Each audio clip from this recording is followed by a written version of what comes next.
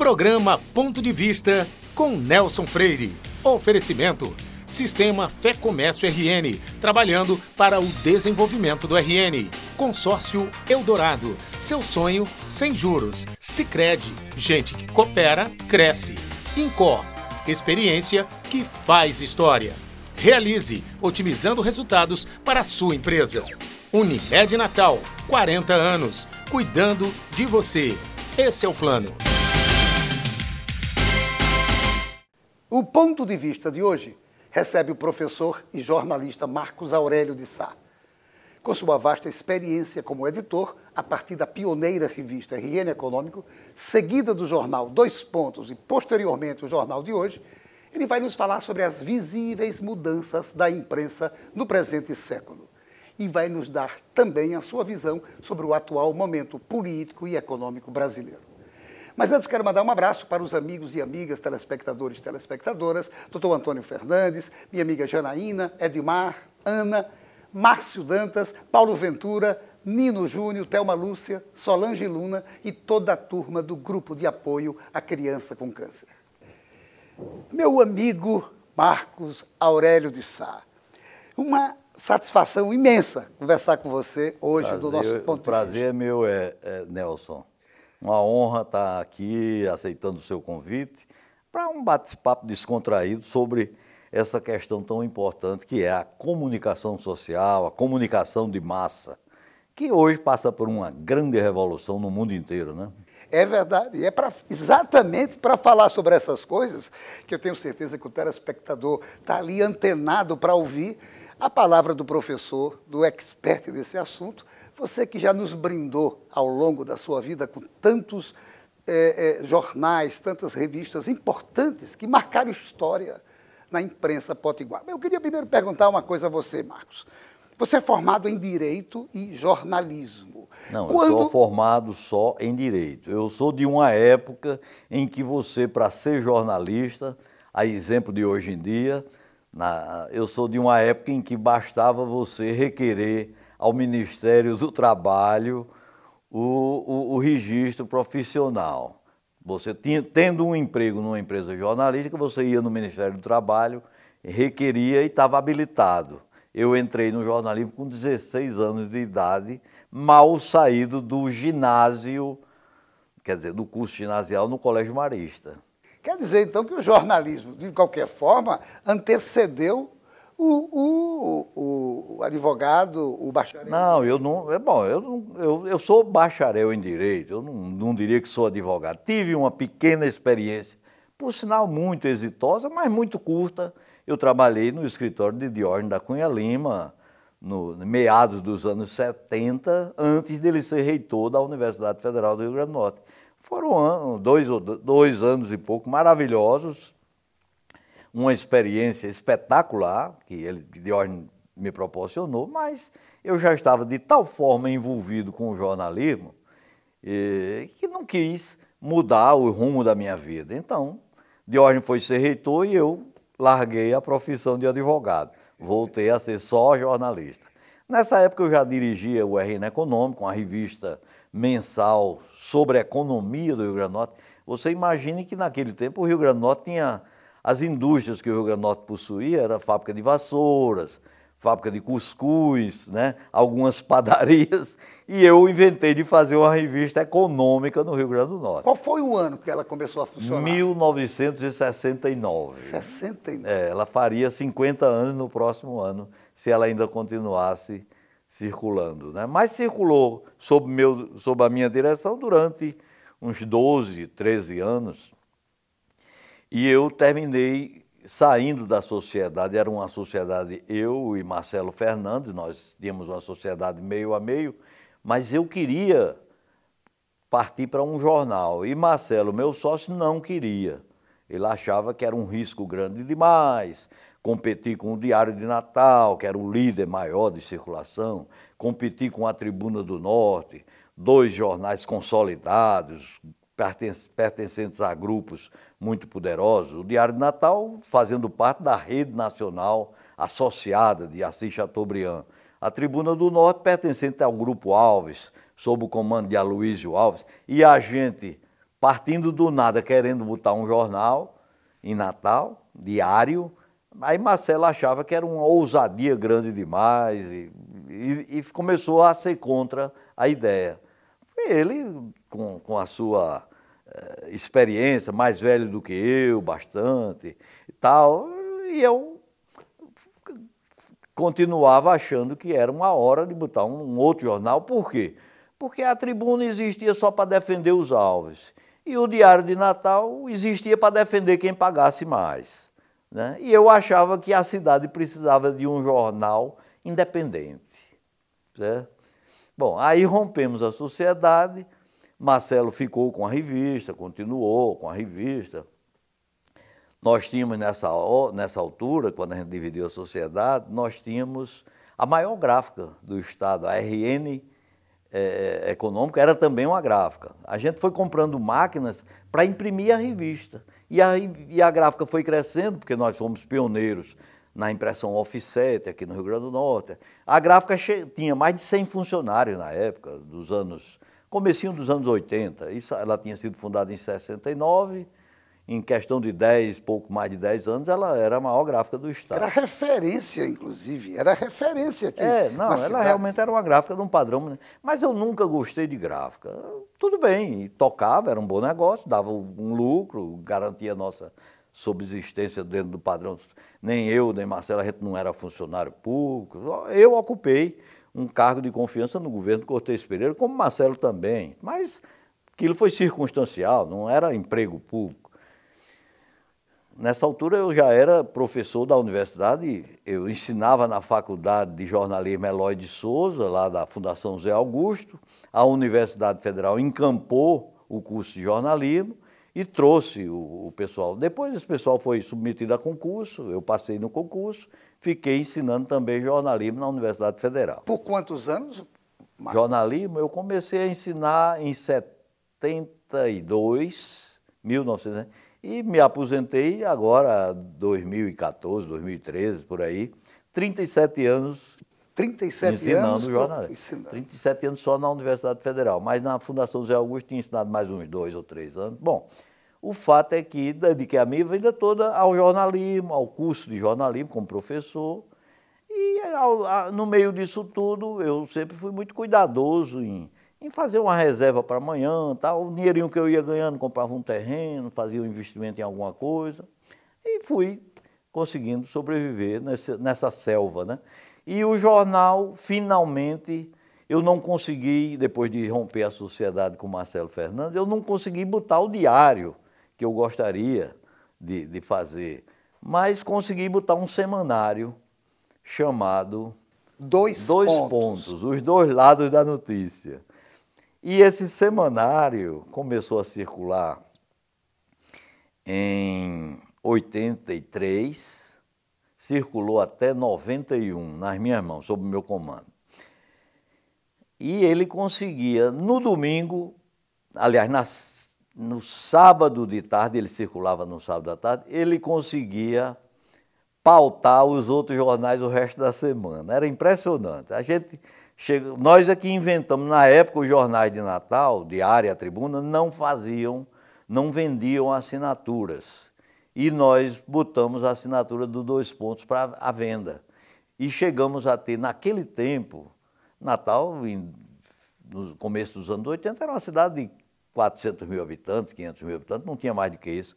Nós chegamos a ter 4.800 assinaturas do jornal Dois Pontos. E tínhamos uma venda em banca de 3.000, 2.500, 2.800. Na semana que a gente tinha uma manchete mais chamativa, vendia até mais de 3.000 jornais. Você sempre foi inovador, realmente. Você sempre inovou muito. Bom, aí depois do jornal Dois Pontos, que pegou, né, tal, aí veio a ideia de fazer o diário, que só veio a começar a circular em 1997. Era o Jornal de Hoje. E circulou até 2015. Até 2015. 2015. Chegou a ter 150 funcionários, chegou a ter uma edição matutina e outra vespertina, mas depois a internet veio com a informação de graça, instantânea, e liquidou com o projeto. Era essa pergunta que eu ia fazer, mas eu tinha falado antes que você era inovador, porque eu me lembro que no jornal de hoje você criou uma coisa nova aqui, tinha uma página do jornal dedicada aos autores potiguares, aos cronistas, que aquilo ali virou a página história. Da liberdade de opinião, né? O que a gente fez, Nelson, eu acho que recebeu uma adesão muito grande da sociedade. A gente não era só de boca, não. O jornal era efetivamente um jornal defensor da liberdade de opinião, certo? Um fundamento do Estado Democrático de Direito. Onde não tiver liberdade de opinião, não existe democracia, né? É evidente. Então, a gente tinha um jornal, um jornalismo feito para garantir a liberdade de opinião da sociedade. E a prova mais evidente era aquela página inteira que a gente abria diariamente a quem quisesse escrever. Cada um emitia sua opinião. Dando sua opinião sobre qualquer tema de interesse público e sem absolutamente nenhum tipo de influência da direção do jornal. Podia ser de esquerda, podia ser de direita, podia ser de um culto religioso ou de outro. Os opostos ali tinham vez sem nenhum tipo sequer de aconselhamento. Era um espaço democrático de Você direito. chegou a escrever inúmeras vezes os seus artigos muito bem elaborados, muito bem pensados, e nós nunca, jamais, chegamos para você para dizer, Nelson, não fale nisso não toque nesse assunto. Absolutamente isso não existia sequer com os nossos repórteres, editores, né? Eu acho que a nossa comunidade está aí, pode perguntar, tem muita gente boa que está ainda no exercício da atividade jornalística. Quem passou pelo jornal de hoje, você pode perguntar. O diretor Marcos Aurélio chegou a insinuar, pelo menos, que você não devesse falar sobre tal assunto, que você não publicasse matéria com fulano ou com ciclano, que não batesse em alguém, que não elogiasse alguém. Isso jamais ocorreu lá no jornal. E eu sou testemunha disso. Inclusive, recentemente, nós estávamos conversando com um grupo de profissionais de algumas áreas, engenheiros, médicos, economistas, que escreveram também, e a gente estava comentando, até sentindo saudades do jornal de hoje. Agora, sabe quem ganhou com isso? O blog Ponto de Vista. Porque o blog Ponto de Vista... Você herdou vários dos nossos articulistas. A grande maioria dos articulistas escrevem no blog Ponto de Vista, que E eu, vez por outra, estou lendo e vejo isso. Dá um sabor muito prazer, especial. Cada um emite a sua opinião e eu sigo aquela sua orientação. Nada de você dizer qual é a direção a seguir no texto. Todo mundo tem liberdade, é democrático também. Eu tive uma exceção à regra dessa da não influência sobre os articulistas. Eu tinha um grande colaborador no jornal, não vou citar o nome, não tem nada a ver, não quero aqui fazer mas era um excelente articulista, mas ele usou, uma determinada ocasião, um artigo que ele escrevia sobre um determinado assunto, muito bem, mas no final do artigo ele aproveitou para cobrar uma conta de um órgão público que devia uma certa importância. E aí, quando eu li a matéria que cheguei, pô, mas ele fez isso. Aí eu digo, olha, fulano, vem cá. Rapaz, olha, eu sou dono do jornal. Eu tenho aqui no jornal dezenas, talvez até centenas de faturas atrasadas, de gente que publicou anúncio e não pagou, tal. Eu jamais usei a força do meu jornal para fazer uma cobrança pública de quem quer que seja. Aí você usar meu espaço para fazer isso, você está deixando de atender ao interesse público para atender o seu interesse privado. Foi na verdade, aí uma não é possível, tal. Aí ele ficou meio magoado comigo, tal, mas deixou de escrever. Mas depois voltamos às boas, sem problema. Tal. Beleza, mais uma lição de democracia. Mas não saia daí, nós voltamos em instantes para o segundo bloco. Programa Ponto de Vista com Nelson Freire.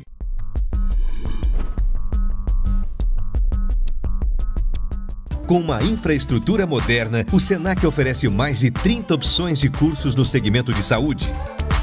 Pioneiras no Rio Grande do Norte, as habilitações técnicas em áreas como podologia e estética são diferenciais da instituição.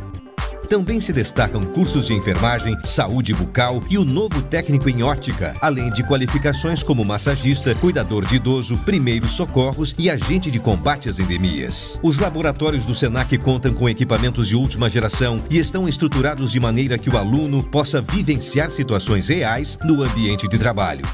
Multiplique suas chances. O Senac tem as ferramentas que você precisa para transformar o que você gosta de fazer em uma atividade de sucesso. Senac, uma instituição do Sistema Fé Comércio RN.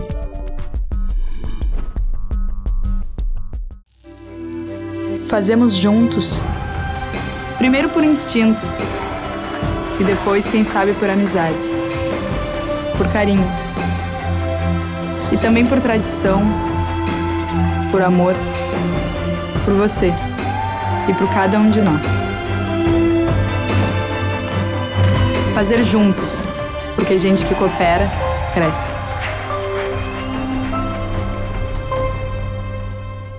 Seu papel é estudar, o nosso é tornar possível seus estudos. Seu papel é dirigir com responsabilidade. O nosso é tornar possível o seu carro. Seu papel é decidir viver junto para sempre. O nosso é tornar possível o futuro de vocês dois. Seu papel é amar seus filhos. O nosso é tornar possível o lar da sua família. Consórcio Eldorado. Há 30 anos, o nosso papel é tornar possível. Programa Ponto de Vista com Nelson Freire. O INCOR Natal é especialista em clínica e procedimentos de alta complexidade ligados ao coração. Além de ter a melhor equipe de cardiologia da cidade, ainda oferece serviços em outras especialidades, tanto na unidade da Miguel Castro, na unidade da Promater e agora no Hospital Rio Grande. Já a Realize Consultoria e Recursos Humanos tem seu foco na gestão e desenvolvimento de pessoas.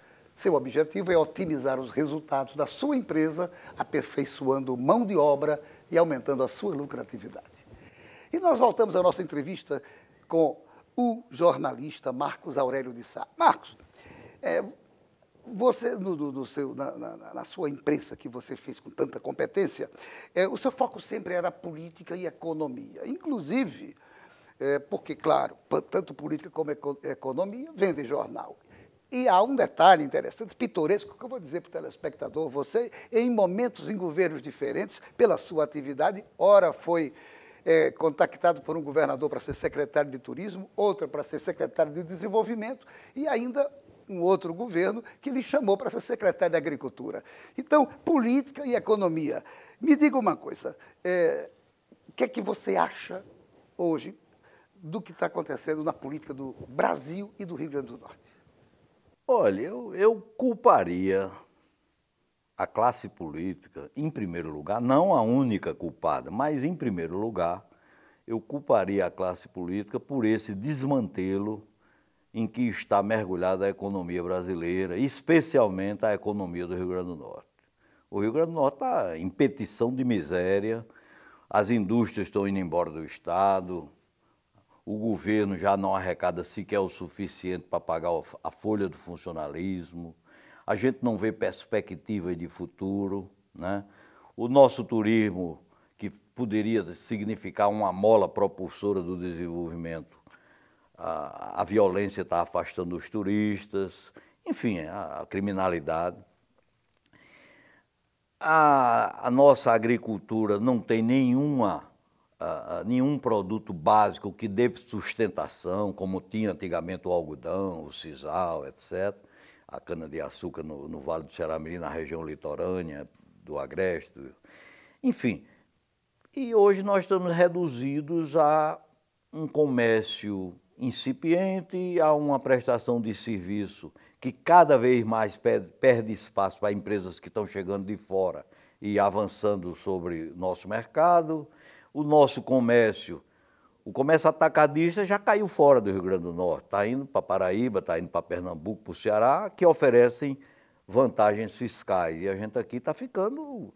Hoje o nosso jovem que sai da universidade, se ele quiser uma oportunidade na vida, ele está indo embora do Brasil. Ou ele está indo para as regiões mais desenvolvidas, né?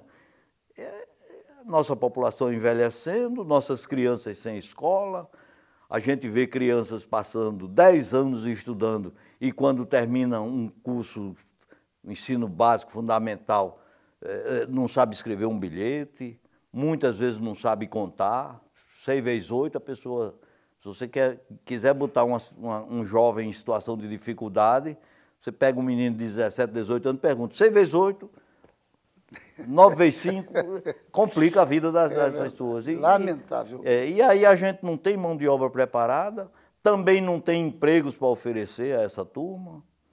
E para onde é que a gente vai? A culpa é da classe política que não está sabendo comandar, não está sabendo elaborar projeto, não está conseguindo botar nada em prática.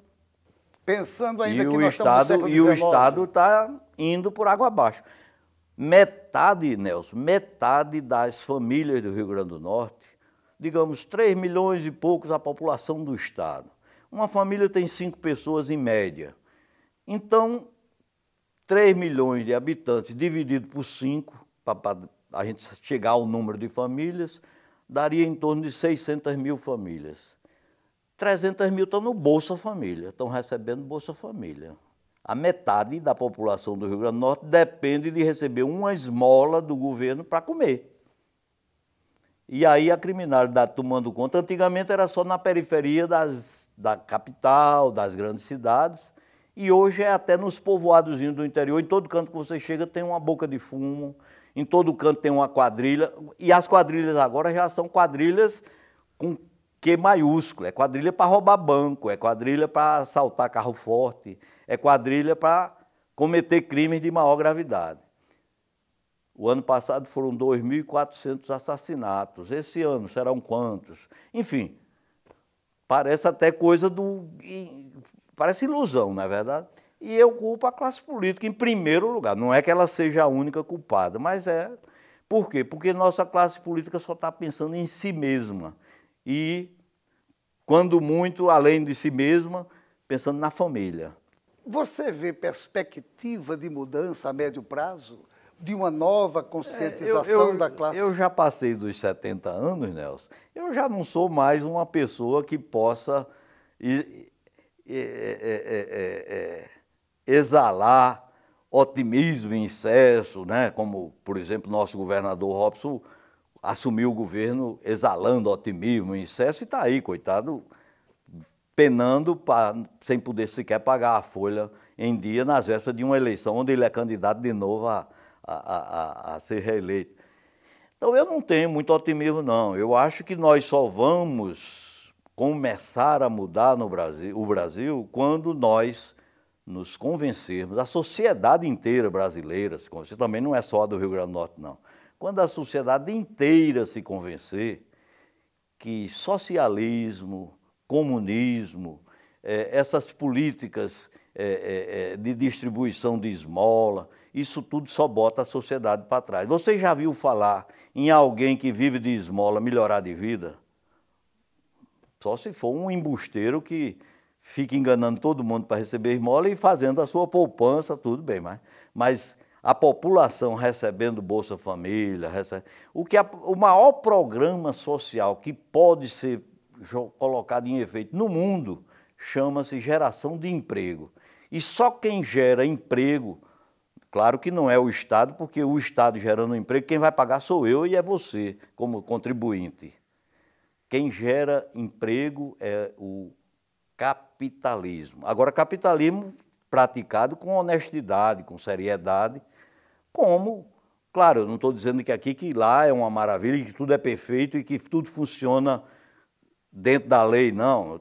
Isso aí, lamentavelmente, o ser humano tem esse estigma da corrupção em qualquer lugar do mundo. E o que é que se pode fazer? As eleições esse ano, será que elas seriam assim, uma forma, uma maneira, um instrumento de mudar essa visão de algumas pessoas? Eu tenho muita pena dessa história todinha, porque, por exemplo, a gente pega essa nominata imensa aí de candidatos ao governo federal, à presidência da República, você não vê um só deles defendendo o capitalismo. Você não vê. Tem um aqui ou outro que ainda abre um pouquinho a guarda para defender, mas faz logo a mistura com a preocupação com os programas sociais, ninguém vai mexer no Bolsa Família, ninguém vai mexer, mas entendeu? Tem a vida... Agora já o Congresso essa semana voltou, Nelson, que a população de baixa renda não precisa mais pagar a conta de energia. Quer dizer que a conta do cara pequeno, porque ele é pobre, quem vai ter que pagar sou eu? É você? A nossa conta vai aumentar para poder pagar a de quem faz o gato lá no Rio de Janeiro, nas favelas? É quem vai pagar a conta do cara que mora num lugar que todo mundo faz o chamado gato? Isso não é falta de um bom programa de políticas públicas para desenvolver, como os tigres asiáticos fizeram no passado? Mas essa turma que fez essa revolução e que está dando certo, os tigres asiáticos, os países da Europa Ocidental, o Canadá, os Estados Unidos, essa turma primeiro cuidou de educar a população. Aqui no Brasil a gente está botando a população na escola durante 10 anos e a pessoa sai sem saber fazer um bilhete. A gente tem que pensar muito o futuro desse país. Outra coisa, veja bem, o PT foi 13 anos presidiu a República, não é isso? Quase 14, 13 anos, tanto. Os sindicatos dos trabalhadores na educação, ou seja, dos professores, são todos, sem exceção, acho que no Brasil inteiro, são todos comandados por pessoas ou do PT ou de partidos muito radicais de esquerda, não é verdade?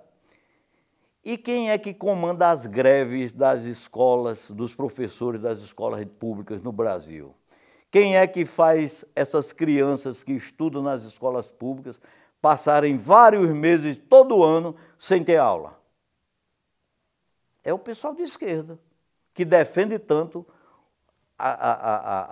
mas defende só da boca para fora, defende tanto o desenvolvimento da população de baixa renda, a melhoria da qualidade de vida das pessoas. E como é que um cara desse que defende a melhoria da qualidade de vida das pessoas mais pobres, ele sendo professor, falta 3, 4 meses de aula todo ano porque está de greve? Nós temos que... Eles estão empurrando o nosso país para o fundo do poço. E se nós continuarmos nesse modelo aí, se por acaso nós elegermos alguém da esquerda radical para o governo agora, nós vamos virar uma Venezuela, Nelson, eu não tenho a menor dúvida. Nós vamos pedir a Deus que Deus oriente os nossos eleitores para a gente ter um governo mais centrado no desenvolvimento do país. Marco Aurélio de Sá, infelizmente o tempo se exauriu, o programa é bem curtinho. Hoje nós estamos com a diretora ali, que já me mostrou o relógio umas 3 vezes.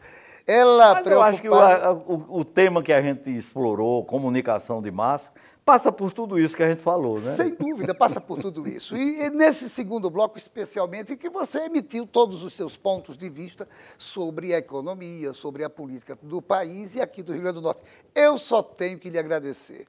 Agradecer por você ter aceitado esse convite, estar aqui com a gente. Com certeza o nosso telespectador também gostou muito de assistir você.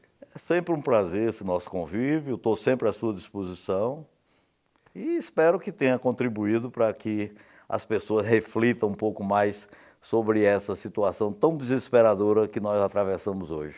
Mais uma vez, obrigado a você e a você, meu amigo, minha amiga, telespectadora, obrigado pela sua audiência. A certeza de que no próximo Ponto de Vista traremos outro assunto do seu interesse. Programa Ponto de Vista com Nelson Freire. Oferecimento: Sistema Fé Comércio RN, trabalhando para o desenvolvimento do RN. Consórcio Eldorado, seu sonho sem juros. Sicredi, gente que coopera, cresce. Incor, experiência que faz história. Realize, otimizando resultados para a sua empresa. Unimed Natal, 40 anos, cuidando de você. Esse é o plano. Fazemos juntos. Primeiro por instinto. E depois, quem sabe, por amizade. Por carinho. E também por tradição. Por amor. Por você. e por cada um de nós. Fazer juntos, porque gente que coopera, cresce.